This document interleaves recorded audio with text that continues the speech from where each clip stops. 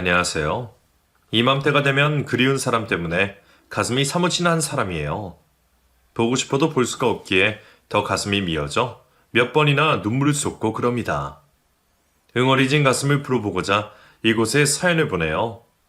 마음속에 든 이야기를 꺼내는 게 쉽진 않지만 그래도 구독자 여러분들은 저를 이해해 주시리라 믿고 조심스럽게 적어볼게요. 잘 들어주세요. 예상을 하셨는지 모르겠지만 오늘 제 이야기의 주인공은 저희 엄마세요. 재작년 때 이맘때쯤 돌아가셨고 당뇨 때문에 고생하시다가 결국 합병증으로 돌아가셨어요. 저는 불효녀예요. 엄마가 당뇨에 걸리신 것을 십수년 모르고 있다가 병원에서 온 연락을 받고 그때서 알게 됐거든요. 이미 제가 도와드릴 수 없는 지경까지 와 있었고 그 사실을 저희 엄마는 숨기고 계셨어요. 얼마나 딸이 못 믿음직했으면 저에게 말을 하지 못하셨을까요? 홀로 병을 이겨내셨을 엄마를 생각하면 제 자신이 너무 한심하고 매정했던 것 같아 엄마한테 너무 죄송스러워요. 뒤늦게나마 못해드린 것들 다 해드리고 싶은데 더 이상 해드릴 수 없는 상황에 마음이 너무 아픕니다. 저희 가족도 한때는 화목했어요. 바깥에서 성실하게 일을 해주시는 아빠와 항상 집에 맛있는 음식이 있고 훈훈한 온기가 있도록 해주신 엄마, 그리고 그늘없이 바르게 잘 자라는 저와 동생. 이 네 가족이 행복하게 살던 곳에 갑작스런 불행이 찾아온 건 제가 초등학교 5학년 시절이었어요. 당신 제정신이에요? 뭘 믿고 그 친구에게 보증을 덜컥 서준 거예요? 우리는 어쩌라고? 미안해. 나도 이렇게 될 줄은 몰랐어. 분명히 장원이 그 새끼에 6개월만 부탁한다고 했다고. 그리고 자금 해결되면 돈도 따로 챙겨준다고 했단 말이야. 아이고 순진한 사람. 돈 빌리는 사람이 뭔 말을 못해요. 간이고 쓰기고 다 준다고 하지. 안방에서 들려오는 큰 소리에 저와 동생은 긴장한 채 숨죽이고 있을 뿐이었어요. 저희 앞에서 큰 소리로 싸우는 모습은 드물었고 특히 엄마가 큰 소리로 화내는 건 그날 처음으로 본 거였어요. 어린 나이에 두 분의 대화를 모두 이해할 수는 없었지만 집에 큰일이 있는 건 확실한 것 같았고 이사를 가야 한다는 말도 들은 것 같았어요. 아빠는 결국 화가 나서 안방문을 박차고 나가버리셨고 엄마는 자리를 깔고 누워버리셨어요. 조용히 안방으로 들어가 보니 어깨를 들썩이며 울고 있는 엄마 모습이 보였어요. 뭐라 말도 못 붙이고 저와 동생은 그 곁에 가만히 앉아만 있었고요. 그 일이 있고 한 달 뒤 저희는 이사를 했습니다. 처음 보는 동네였고 아파트도 아니었어요. 그 일이 있고 한 달 뒤 저희는 이사를 했습니다. 처음 보는 동네였고 아파트도 아니었어요. 낮은 집들이 잔뜩 있는 곳에 대문이 파란색인 집으로 들어갔는데 한쪽에 있는 방이 저희 가족 넷이 지낼 곳이라고 엄마는 얘기했어요. 엄마, 내 방 없어요? 당분간은 엄마 아빠랑 같이 한 방에서 자야 돼. 진짜? 예이. 철이 없는 동생은 엄마 아빠랑 같이 잔다는 소리에 좋아했지만 저는 마냥 좋아할 수가 없었어요. 제가 좋아하던 피아노도 2년 집도 책들도 모조리 버리고 왔거든요. 책상마저도 놓은 곳이 없어서 교과서 넣은 책가방이 전부였죠. 아무 말 없이 시무룩하게 있는 제 모습에 엄마도 말 없이 꽉 안아주시기만 했어요. 그 바람에 눈물이 쪼르르 흘렀지만 저는 아무 말도 하지 않았죠. 학교까지 전학을 하면서 새로 자리 잡은 그 동네는 원래 살던 집과 분위기가 너무나 달랐어요.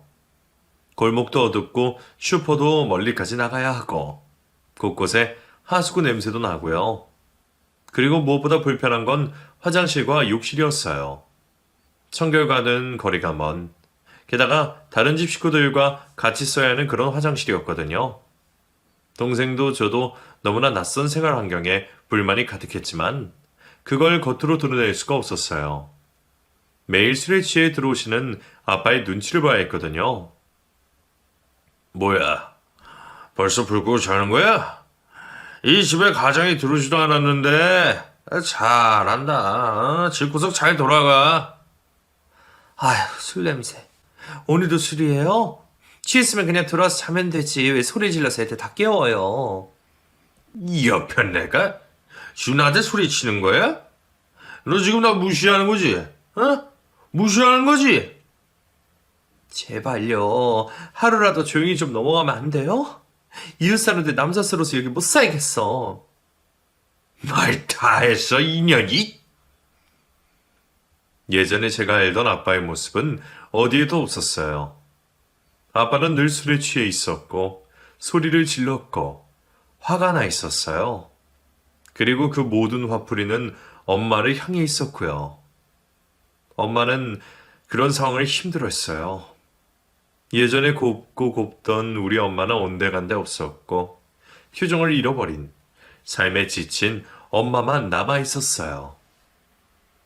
하루가 멀다고 큰 소리가 나는 것도 문제였지만, 제일 큰 문제는 역시 먹고 사는 일이었어요. 아빠가 일을 하고 나가셨지만 생활비로 쓰기에는 부족했던지 매일매일 돈 때문에 걱정이신 엄마였어요. 세영아, 엄마 내일부터 일하러 나가야 하니까 학교 다녀와서 네가 세진이 좀 챙겨. 알았지? 응, 알겠어. 엄마는 집에 언제 오는데? 내일 나가봐야 알겠지만 저녁은 돼야 오지 싶어. 나 깜깜해지면 무서운데. 방에 불 켜고 TV 켜놓으면 되지 뭐가 무서워. 엄마가 세영이한테 좀 부탁할게. 그때부터 엄마는 일을 나가시기 시작하셨어요. 예전 살던 집에서는 학교 마치고 오면 늘 엄마가 집에 있었는데 이사를 오고부터는 집에 올 때마다 빈집이 저를 반겼어요. 그리고 유치원에 마친 동생을 데리러 가는 건 늘 제 몫이었고요. 저는 엄마가 일을 하러 가는 게 너무 싫었어요. 귀신이 나올 것 같은 빈집에 혼자 들어오는 것도 싫었고 먹을 것도 제대로 없어서 저녁까지 고픈 배를 붙잡고 엄마가 올 때까지 기다리는 것도 싫었어요. 칭얼거리는 동생을 돌보는 것도 힘들었고 어쩌다 엄마보다 일찍 들어오는 아빠를 마주하는 것도 너무 무서웠어요. 하지만 싫고 무섭다고 해서 피할 수가 없는 일이었기에 묵묵히 할 수밖에 없었습니다. 하루 종일 일하다 들어오신 엄마는 손이며 발에 상처투성이었고 밤마다 자면서 끙끙 앓는 소리가 들릴 때면 혹시나 엄마가 죽을까봐 너무 무서웠어요. 그래서 자다가 깨면 엄마 옷을 손에 꼭 붙들고 잠드는 게 버릇이 되어버렸죠. 그때 생긴 버릇은 지금도 있어요. 엄마 옷을 붙드는 대신 이불을 손에 쥐고 자게 되었지만 평생 이 버릇은 없어지지 않을 것 같아요. 그만큼 그때의 기억은 제 평생의 트라우마가 된 것처럼 남아있어요. 엄마는 닥치는 대로 일을 하셨어요. 하루에 2가지, 3가지 일을 하면서 가정을 꾸리려고 애를 쓰셨죠. 반면 아버지는 그러지 않았어요. 제 기억 속 아빠는 늘 술에 취해 있고 소리를 질렀고 화를 냈어요. 술에 쩔은 사람이 일을 얼마나 잘할 수 있었겠어요. 그나마 다니는 용역 일도 띄엄띄엄 일을 하러 갈 정도가 되었고 얼마 되지 않는 돈은 도박장으로 들어갔어요. 그것 때문에 엄마가 정말 많이 힘들어했어요. 애를 써도 나아지기는커녕 점점 더 어려워졌으니까요. 제발 세영 아빠, 제발 정신 좀 차려. 당신은 언제까지 이렇게 살려고 그래. 애들 점점 크는데 이런 식으로 살면 우리 답이 없어. 어? 나도 노력하고 있잖아. 너 돈 좀 벌어온다고 나한테 유세직이냐? 그런 말이 아니잖아요. 아니 이게 뭐가 아니야. 너 이딴 식으로 할 거면 돈 물러가지 마. 나가지 말라고. 엄마가 벌어오는 생활비로 먹고 살고 있는데 엄마가 일을 안 하면 어떻게 살자는 건지. 어린 제 눈에도 뻔히 보이는 상황을 아빠는 기분 따라 막말을 하고는 했어요. 대화를 할 때마다 싸움이 일어났고 엄마는 점점 지치는지 아빠와 더 이상 대화를 하지 않았어요. 하루하루가 외줄타기 하는 것처럼 아슬아슬하게 그런 식으로 흘러갔어요. 그러니 저와 동생이 얼마나 기가 죽어 자랐겠어요. 학교에서도 친구 사이에서도 눈치만 보며 조용히 끼어있기만 했죠.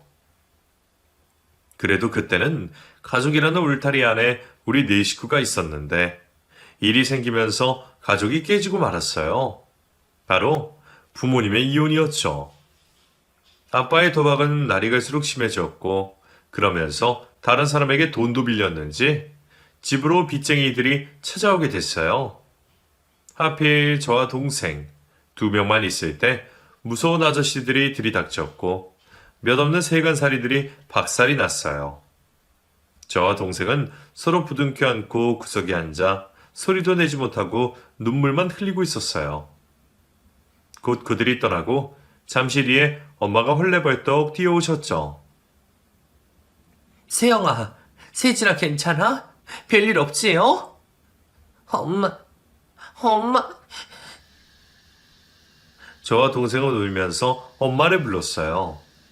엄마는 한참 동안 저희를 달래주셨고 곧이어 눈에 들어온 집안 풍경에 허탈해 하셨어요.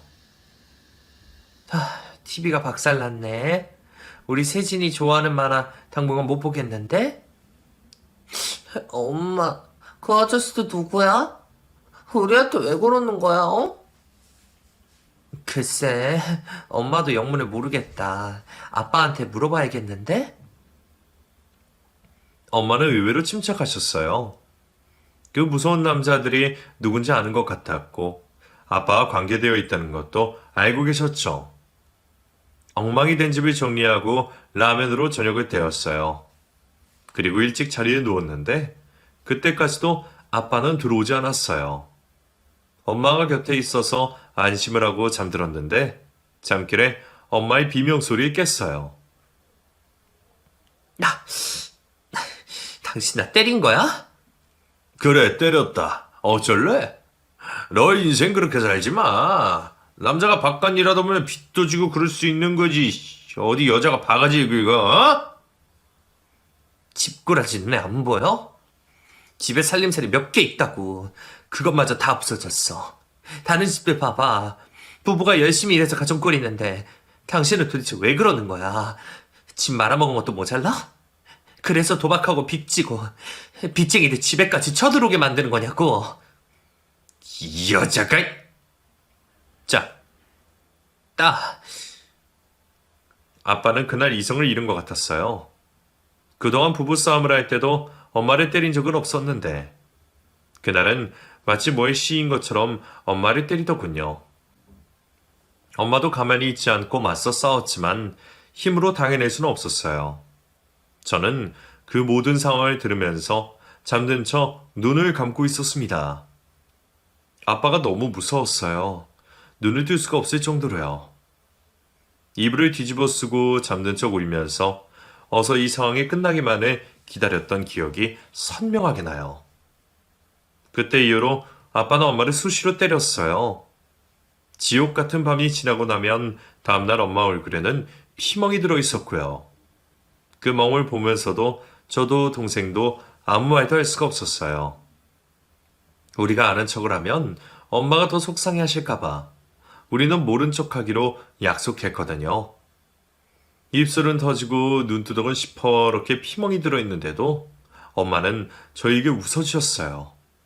마치 어젯밤에 아무 일도 없었다는 듯이 우리는 신경 쓰지 않아도 된다는 듯이요.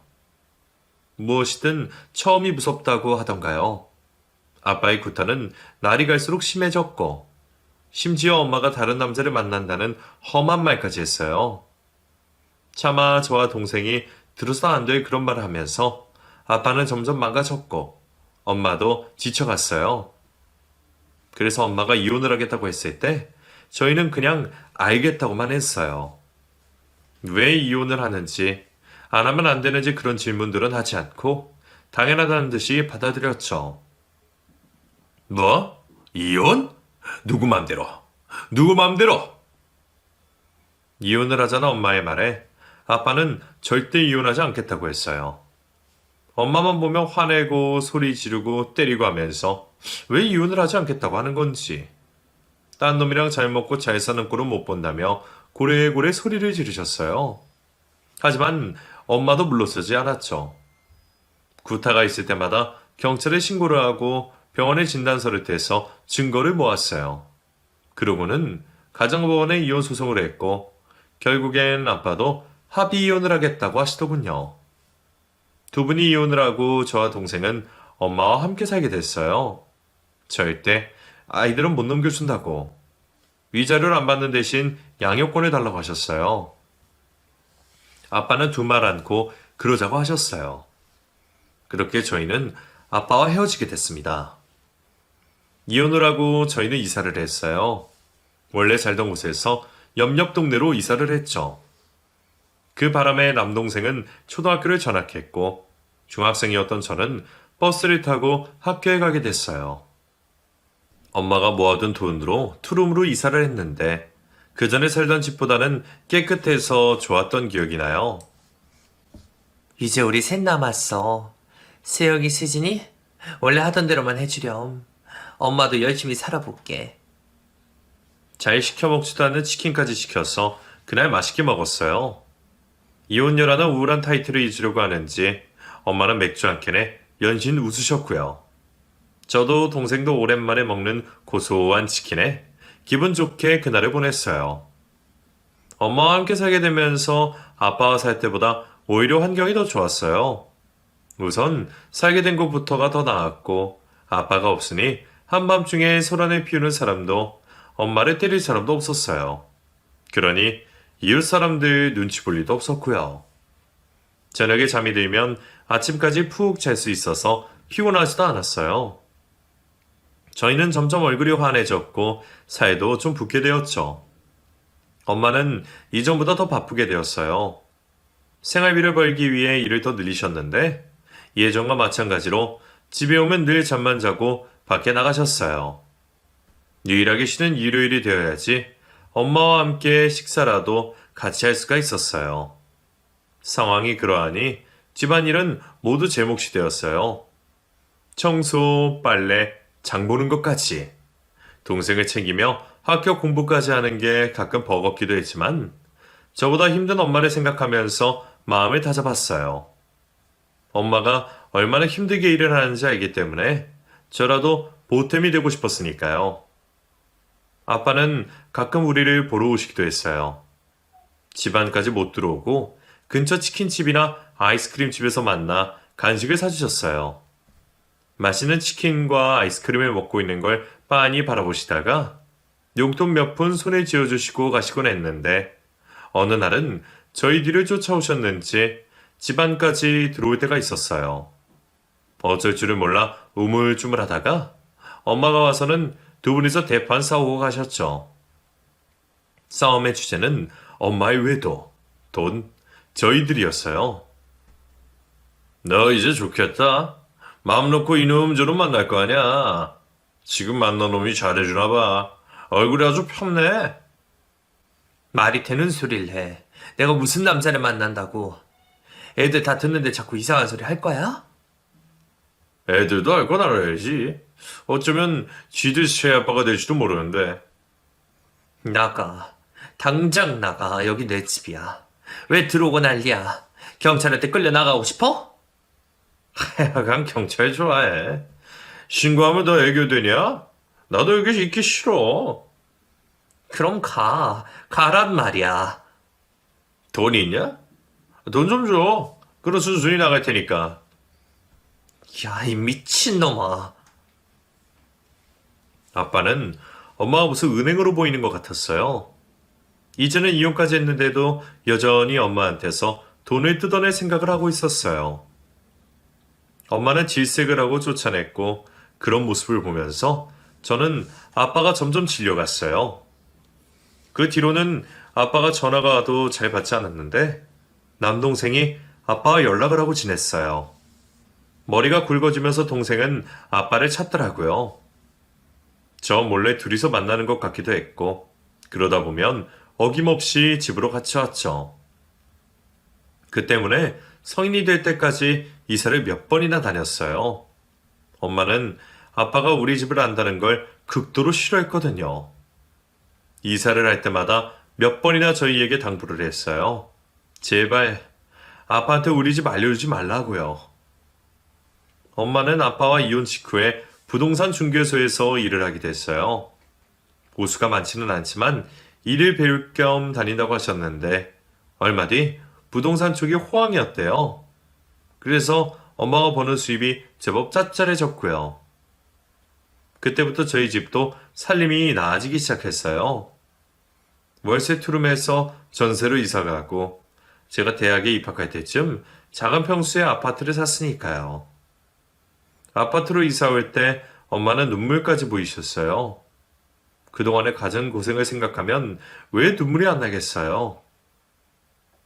여자의 몸으로 해냈으니 정말 고생도 많이 하셨고요. 집도 이사하고 저도 대학에 진학을 하게 됐고 좋은 일이 참 많았는데 그 와중에 동생이 말썽을 부렸어요. 엄마, 어제 집 앞에 데려다 주는 남자 누구야? 남자? 아, 봤니? 엄마가 같이 일하는 부장님이셔. 그 아저씨가 엄마 왜 태워주는데? 그래, 지나가는 길에 우리 집에 태워주신 거야. 거짓말 하지 마. 그 아저씨가 엄마 아는 거 다 봤어. 동생은 화를 내면서 집을 나갔고 동생이 한 말 때문에 저도 엄마도 둘 다 놀랐어요. 엄마, 세진이 하는 말 뭐야? 정말 그 남자분이랑 무슨 관계라도 돼? 아니야, 세영아. 세진이가 잘못 본 거야. 그치? 세진이가 잘못 본 거지. 엄마, 정말 그런 거 아니지?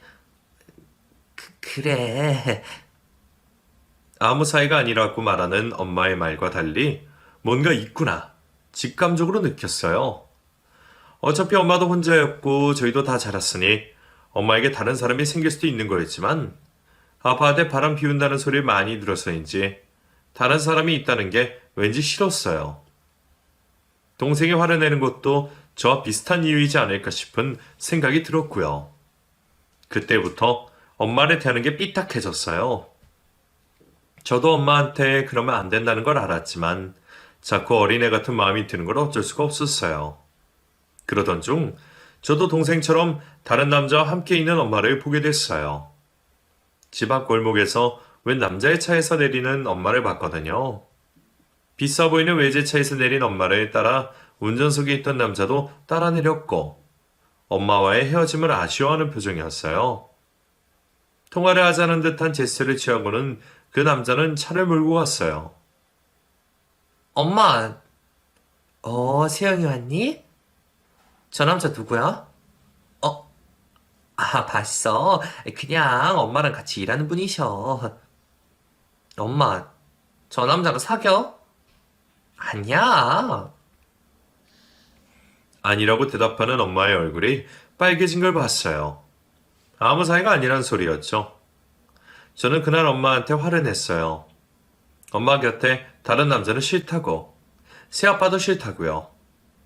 무턱대고 화내는 저에게 엄마는 지용 같은 거 안 한다고 하셨지만 기분이 쉽게 풀리지 않았고 그때부터 점점 엄마와 사이가 멀어졌어요.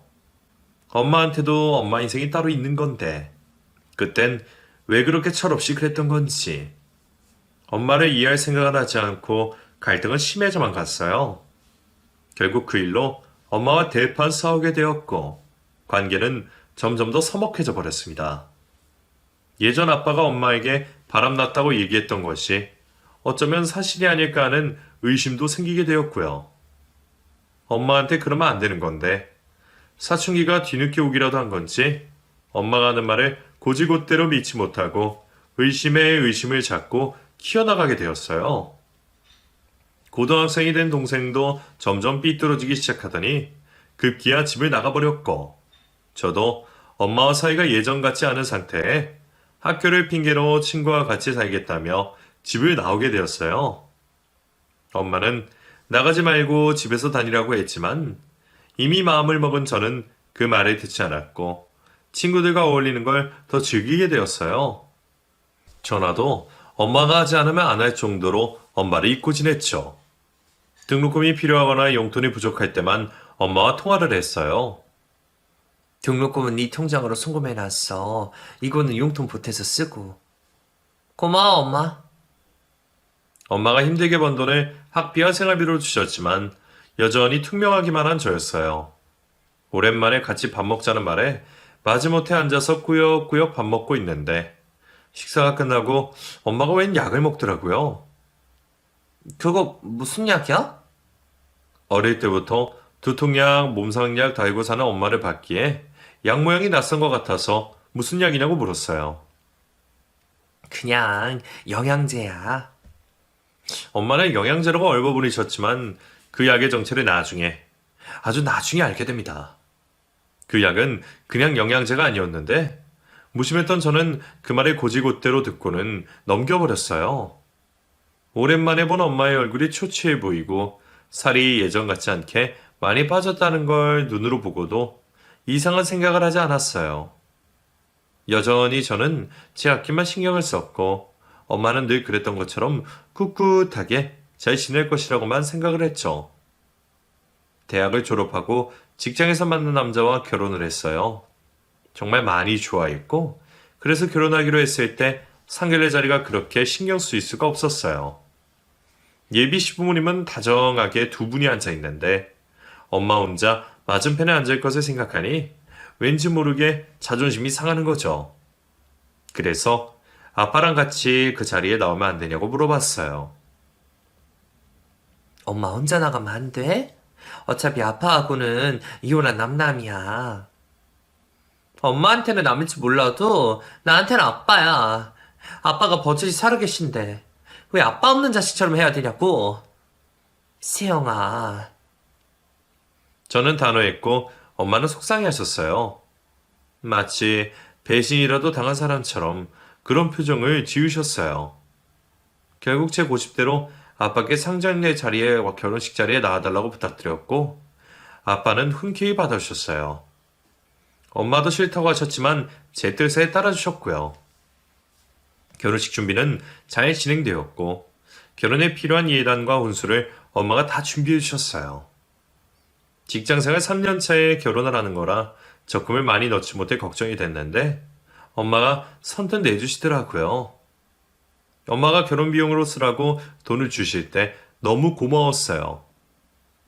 생각보다 많이 챙겨주셨거든요. 엄마 돈이 너무 많은 것 같은데? 제대로 넣은 거 맞아? 5천만 원이 뭐가 많아. 생각 같아선 더 넣어주고 싶다만 시댁에 기죽지 말고 당당하게 살아. 엄마 아빠 이혼한 건 네 잘못 아니니까 주눅들지 말고. 알았지? 응. 고마워 엄마. 엄마는 제 결혼식 준비에 신경을 많이 쓰셨어요. 행여나 제가 시댁에 책 잡힐까봐 이것저것 참 많이 챙겨주셨고요. 덕분에 저는 신경을 덜 쓰고 결혼식 준비를 마칠 수 있었고 드디어 결혼식 당일 아빠와 엄마가 혼주석에 함께 앉아있는 모습을 보며 행복하게 결혼식을 마쳤어요. 식이 끝나고 저는 쉬어놓은 여행을 바로 떠났는데 나중에 동생한테 들어보니 아빠가 또 엄마한테 모진 말을 했더군요. 바람났다, 집안 말아먹었다. 엄마를 만나서 아빠가 망한 거다. 오랜만에 만나서는 온갖 욕을 당하고 헤어졌다는 말을 들었을 때 엄마한테 많이 미안했습니다. 제가 고집을 부려서 아빠와 다시 대면하게 됐으니 말이에요. 막상 결혼을 하고 보니 뭐 대단한 일도 아닌 것 같은데 괜한 짓을 했다 싶어 후회도 됐어요. 그리고 결혼식을 올리면서 엄마에 대해서 다시 생각하게 되었어요. 20살이 되고는 뭐든 혼자 할 수 있다고 생각했는데 큰일 앞에서는 아직 어린애더라고요. 엄마 덕분에 결혼식 준비도 잘 할 수 있었기에 앞으로는 엄마한테 잘해야겠다고 마음먹었거든요. 그런데 그게 또 마음먹은 대로 잘 되지 않았어요. 결혼식을 올리고 아이가 바로 생겼어요. 처음 해본 임신에 육아에 며느리 노릇까지. 제가 생각했던 결혼 생활과 너무나 다르더라고요. 남편에게 사랑받으면서 늘 행복할 줄만 알았는데 나는 엄마 아빠랑 다르게 살 거라고 다짐했는데 결혼은 그야말로 현실이었어요. 냉혹한 현실이요. 게다가 아이가 둘이나 되니 정신이 하나도 없었어요. 잠이 모자라 매일 피로에 찌들어 있어야 했고 먹는 것도 씻는 것도 맘 편하게 할 수가 없었어요. 거기다 남편 뒷바라지까지. 전쟁이 따로 없는 것 같더라고요.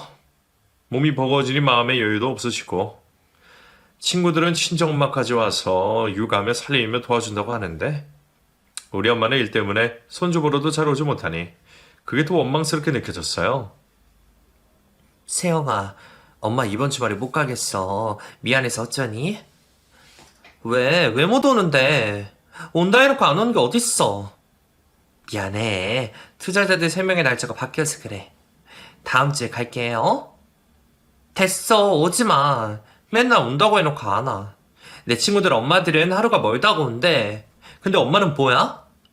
엄마는 내가 안 준 게 더 없지. 내가 힘들다고 해도 남 일이지? 그런 말이 어디 있어. 오지 마. 앞으로도 오지 마. 그냥 남남으로 살아. 제 변명을 하자면 아이들을 낳고 키우면서 우울증도 약간 있었어요. 그래서 감정 조절을 제대로 할 수가 없었던 것 같아요. 모진 소리라는 걸 알면서도 기어코 입 밖에 뱉어내서 엄마한테 상처를 주고 그랬어요. 엄마는 그럴 때마다 저에게 미안하다고 하셨고요. 엄마가 미안한 일이 아닌데 기어이 그 말을 드러냈죠. 그때 엄마가 어떤 상황이었는지도 모르고 제 입장만 내세우고 저는 정말 불효녀가 맞아요. 그 후로도 제가 필요할 때만 엄마를 찾았어요. 남동생 역시 돈이 필요할 때만 엄마를 찾았죠. 자식들이 저 살 길만 생각하는 모습을 보면서 엄마는 어떤 생각이 들었을까요? 평생 다른 사람을 위해 살아간 엄마는 자신의 몸이 병 때문에 망가져가는 걸 혼자 삼켜내며 무슨 생각이 들었을까요? 감히 그 마음을 가늠도 못하겠어요. 아이들이 어느 정도 크고 제 생활도 안정이 되어갈 때쯤 낯선 병원에서 전화가 한 통 왔어요. 모르는 번호는 잘 안 받는데 어떤 느낌이 있었던 건지 받게 되었고 통화를 하면서 깜짝 놀랐어요. 여기 행복요양병원이에요. 어머님이 오경숙 씨 맞으신가요? 네, 맞는데요? 오경숙 씨가 위험하셔서 어쩔 수 없이 따님께 연락을 드렸어요. 네? 그게 무슨 말이에요? 저는 그 병원으로 바로 달려갔어요. 간호사 말로는 엄마가 그 요양원에 계신 지 5년이 되었다고 했어요. 뜬금없는 말에 저는 어리둥절했고 엄마가 위독하시는 말에 정신이 없었어요. 병원으로 달려가 입원해 있는 엄마를 먼저 찾았어요. 동명이인일 거라고. 서류상 오류 때문에 나한테 잘못 연락 왔을 거라고 생각했지만 병실에 누워있는 사람은 우리 엄마가 맞았어요. 깜짝 놀란 저는 엄마를 불렀고 약에 취해 잠드셨다는 말에 저는 무너져 내렸어요. 대체 이게 무슨 상황이에요? 엄마가 왜 여기 계시냐고요? 이해되지 않는 상황에 저는 흥분되어 있었고 담당의가 저에게 설명을 해줬습니다. 믿을 수 없게도 엄마는 당뇨 환자였어요. 발병 한 지는 10년 정도 됐고 계속 관리를 하고 있다가 최근 몇 년 새 합병증 때문에 심각해져 요양병원에 입원을 했다고 하더군요. 혼자 지내신다고 하셨어요. 합병증 때문에 다리를 제대로 쓰실 수가 없어서 저희 병원에 입원을 하셨고요. 그동안 몸 관리 잘하셨는데 급격하게 상태가 안 좋아지셨어요. 의사의 말을 들으면서도 믿을 수가 없었어요. 엄마와는 몇 년 전부터 연락이 뜸해졌고 워낙 일이 바쁜 사람이니 그러려니 했어요. 밥 한 끼 먹자고 나를 잡아놔도 일 때문에 미루고 그러니 어느 순간 저도 노력을 하지 않게 됐고요. 얼굴은 못 봐도 전화 통화를 했기에 잘 지내고 있다고 생각했는데 병원에 입원해서 있을 줄은 꿈에도 몰랐어요. 상황을 모두 알게 된 뒤 너무 혼란스러웠어요. 엄마를 안 보고 사는 동안 이제는 제대로 걷지도 못하게 되셨다는 말에 너무 속이 상했고 자식이 둘이나 있는데 혼자 청승 떨고 있는 게 화가 나기도 했어요. 엄마한테 한 소리 해야겠다는 생각에 엄마를 찾아갔어요. 하지만 그 앞에서 저는 아무 말도 못하고 눈물만 흘렸어요. 앙상해진 엄마의 몸, 제대로 알아볼 수 없게 변한 얼굴, 머리카락이 빠져서 듬성듬성한 모습은 너무나 낯선 엄마의 모습이었어요. 저는 뼈만 남은 엄마의 손을 잡고 눈물을 쏟아냈습니다.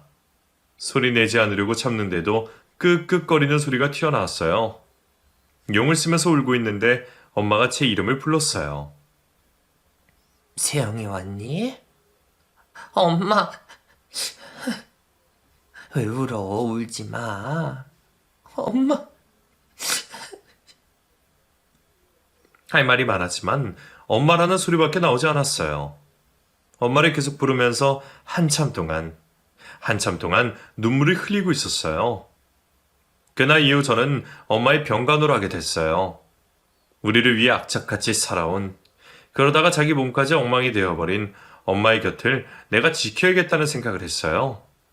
남동생도 엄마의 상황을 알게 됐고 뒤늦게 엄마에게 용서를 구했어요. 자신이 한 지난날의 철없는 행동을 고하며 용서해달라고 병실 바닥에 무릎을 꿇고 용서를 구하더군요. 엄마는 부모 자식 사이에는 용서라는 게 어디 있냐며 저희를 안아주셨어요. 그리고 병에 걸린 자신이 미안하다고 하시더군요. 그런 엄마를 보며 저와 동생은 더 많이 울었어요. 할 수 말이 있다면 시간을 되돌려 그동안 엄마한테 하는 행동들을 모두 지우고 싶었죠. 하지만 그럴 수가 없잖아요. 지나간 시간을 돌릴 수가 없잖아요. 앞으로 엄마에게 얼마나 시간이 남았는지 모르지만 그 시간 동안이라도 그동안 못했던 효도를 해야겠다고 생각했어요. 매일매일 엄마의 병실을 찾아갔어요. 동생과 번갈아 갈 때도 있었고 같이 갈 때도 있었죠. 아이들과 남편과 함께 가서 엄마와 시간을 보내기도 했고요. 아이들은 외할머니를 보고는 낯설어했지만 곧 친해졌고 할머니 곁에서 책도 읽고 그림도 그리고 노래도 부르면서 추억을 쌓아갔어요. 그 모습을 보면서 이 정도로만 쭉 지내도 좋겠다는 생각이 들었어요. 엄마가 더 건강해지시면 좋겠지만 그게 안 되더라도 이 상태만 계속된다면 함께 할 수 있는 게 많겠다는 생각을 했죠. 하지만 제 발행과 달리 엄마의 기력은 계속 떨어지셨고 어느 순간 저 외의 외부인은 면회가 어려운 정도의 상태가 되셨어요. 세영아, 메모할 수 있니? 네, 엄마. 하실 말씀 있어요? 가느다란 목소리로 엄마는 얘기를 이어나가셨어요. 엄마 얘기하는 거 똑바로 적어, 알겠지? 무슨 말씀을 하시려고 그러나 정신을 차리고 엄마의 말에 귀를 기울이는데 뜻밖의 말씀을 하셨어요. 엄마의 유언이었죠. 재산이 뭐가 있고 회계사 누구에게 물어보면 되고 어떻게 재산을 나누고 이런 얘기들을 하셨어요. 엄마 왜 그래? 왜 이런 말 하는 건데? 원래 정신이 있을 때 다 정리하는 거야. 진작 해놨어야 하는 건데 엄마가 늦었다. 나중에 해. 나 적기 싫어. 엄마 기력 없어. 어서 받아 적어. 엄마는 아랑곳하지 않고 읊어나갔어요. 힘이 들어 몇 마디 하고 숨을 고르고 몇 마디 하고 숨을 고르는 더딘 시간이 계속되었고 그 말을 받아 적는 제 눈에는 눈물이 하염없이 흘러내리고 있었어요. 종이에는 제 눈물이 뚝뚝 번져나갔고 마침내 마지막 말을 뱉고 엄마는 잠이 드셨어요. 엄마의 손을 잡고 혼자 하염없이 울었습니다. 엄마의 유언을 손수 적어 내려가는 제 심정이 어땠을까요? 가슴이 찢어지는 듯 통증이 생길 정도로 가슴이 아팠어요. 너무나 가슴이 아팠어요. 며칠 뒤 엄마는 잠이 든 듯 조용히 숨을 거두셨습니다. 이른 새벽이었고 밤을 새워 간호를 하고 있다가 잠시 눈을 붙였을 때 소리 없이 그렇게 떠나셨어요. 저와 동생은 슬픔에 빠졌고 곧 엄마의 장례식장이 꾸려졌습니다. 엄마의 마지막을 준비하면서 눈물은 다 말랐을 줄 알았어요. 그런데도 생전 모습이 담긴 영전사진을 보면서 눈물이 많이 흘렸어요. 저도 동생도 엄마를 잃은 슬픔을 가눌 길이 없었어요. 발인을 앞둔 전날 새벽, 아빠가 술에 취해 장례식장을 찾아오셨어요. 얼마나 많이 드셨는지 술 냄새가 진동을 했죠. 엄마의 영정사진 앞에 서서 가만히 그 얼굴을 바라보고 있던 아빠는 갑자기 웃기 시작했어요.